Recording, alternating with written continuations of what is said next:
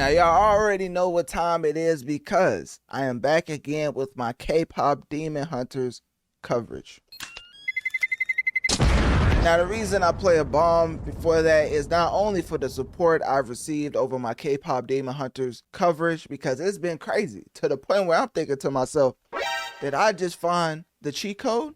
Shepherd. All right, my fault. Just gotta be a little humble. But anyways, with that being said, as far as K-pop Demon Hunters, yes, we are back again to talk about it still putting up phenomenal numbers to the point where it may be the most successful soundtrack of all time. And before people get up in arms and talk about how Saturday Night Fever, Waiting to Exhale, or other soundtracks that should be named alongside this soundtrack, I mean, you're right. But guess what? Those soundtracks came out, I believe, let me see. There's only been 3 soundtracks to accomplish this metric that I'm about to list out since 1958. Like I said, Saturday Night Fever, Waiting to Exhale, and now K-pop Demon Hunters that's had 3 songs from an album enter the Hot 100's top 10 at the same time. So that being said, that's not all we have. Now let's transition to the movie aspect, because let me let y'all in on a little secret.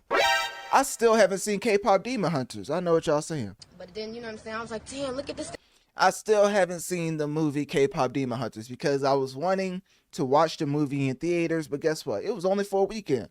So now I only have to watch it on Netflix, and I feel like, especially, I've covered the musical offering of this particular movie, and the engagement has been so through the roof to the point where it's taking a life of its own. I don't even know how to do it justice as far as watching the movie and giving my review. So I'm trying to think of a way to do it uniquely and give it to y'all as far as my K-pop Demon Hunters movie review, because I've basically broken down everything surrounding the movie and the music in depth, because I've listened to the music. I've listened to the project a bunch of times. I mean, Your Idol, I be singing that every day in, day out. I just catch myself walking around the kitchen saying, preaching to the choir, can I get the mic a little higher? I know that ain't who I think it is. Anyways, with my fandom of the soundtrack out of the way, yes, ladies and gentlemen, I still haven't seen the movie, and I plan on seeing it, but I haven't seen it yet. So anyways, as far as the movie, it has garnered 291.5 million Netflix views, the most in platform history. I mean, talk about making a notorious Mass Effect on Netflix, right? 18 to 20 million box office in the movie theaters from the sing-along release. And that's what I was talking about as far as the theatrical window that I missed. They did it obviously for merch, but also for awards recognition. Certain award shows only award movies if they have a theatrical run. So them releasing the sing-along in the theaters and still garnering 18 to 20 million, even though it's for a weekend, I mean, that is a phenomenal impact, right? Now, let's get to the music. As you already know, 4 Hot 100 top 10 singles, the first since 1995.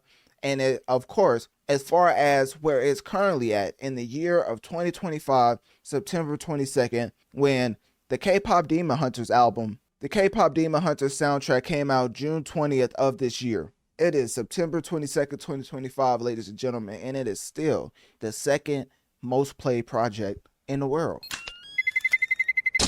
So when I talk about K-pop Demon Hunters, it's not from the standpoint of, oh, we're just hopping on the hot train and now we're covering it. Ladies and gentlemen, I've been covering K-pop Demon Hunters to the point where you can go all the way back to June 30th. Yes, ladies and gentlemen, soundtrack came out June 20th.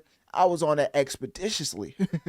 June 30th, I covered K-pop Demon Hunters originally, just talking about everything surrounding the soundtrack. And I brought up how the creators of the Across the Spider-Verse soundtrack, the people behind the scenes, that team was the same team that worked on this soundtrack. And all I was saying was they may be some of the most talented individuals we've seen in the soundtrack industry. Because, of course, we already know Sunflower off of the first Across the Spider-Verse animated movie. And then you had Metro Boomin's soundtrack for the second animated Miles Morales movie. And then, of course, for the third one, we don't know what they're going to do. They may pull out all the stops, right? They may bring the K-pop Demon Hunters themselves to cameo on the soundtrack. But anyways, getting back into my original coverage, June 30th, 2025, that's essentially what I was getting across. The team behind K-pop Demon Hunter soundtrack is phenomenal. And then fast forward to September 22nd, 2025, it's still the second most played track in the world. And it has not one, not two, because you still have to count the Saja boys. Let me see. Not one, not two, but then you have K-pop Demon Hunters in general, because you have to type in Hunter. Yeah, that's what it is. Hunter/X, because that's the actual artist name. So you have Golden, which is the first most played track in the world. So it's the most, Golden is the most played track, period. Out of planet Earth, if you garner up all the sales and engagement for a particular track, Golden has been number one. And guess what? It's been towards the top for at least 12 weeks. So this soundtrack has been dropping all type of bombs from Yucatan, that's the place I made up, into all type of places. Because if you think about it, K-pop Demon Hunters not only has the girl group putting up numbers, as they have they have 4 tracks in the top 21, right? And if you switch gears to the Saja boys, they have 2 tracks in the top 5 with Your Idol, my favorite track off of the soundtrack, and then Soda Pop. So now when you're looking at the notorious impact of not only a Netflix film that's the most successful, that is the most successful film Netflix has had ever, merch sales through the roof, every single country loves it, 4 simultaneous top 100 singles as far as Golden, Your Idol, Soda Pop, things of that nature. And what was the other track? I forget the other track. Golden, Your Idol, Takedown, and then Soda Pop. I think I said, yeah, those are the 4. And then, of course, you look at the overall connection to Sony having the same team behind Across the Spider-Verse work on this soundtrack as well.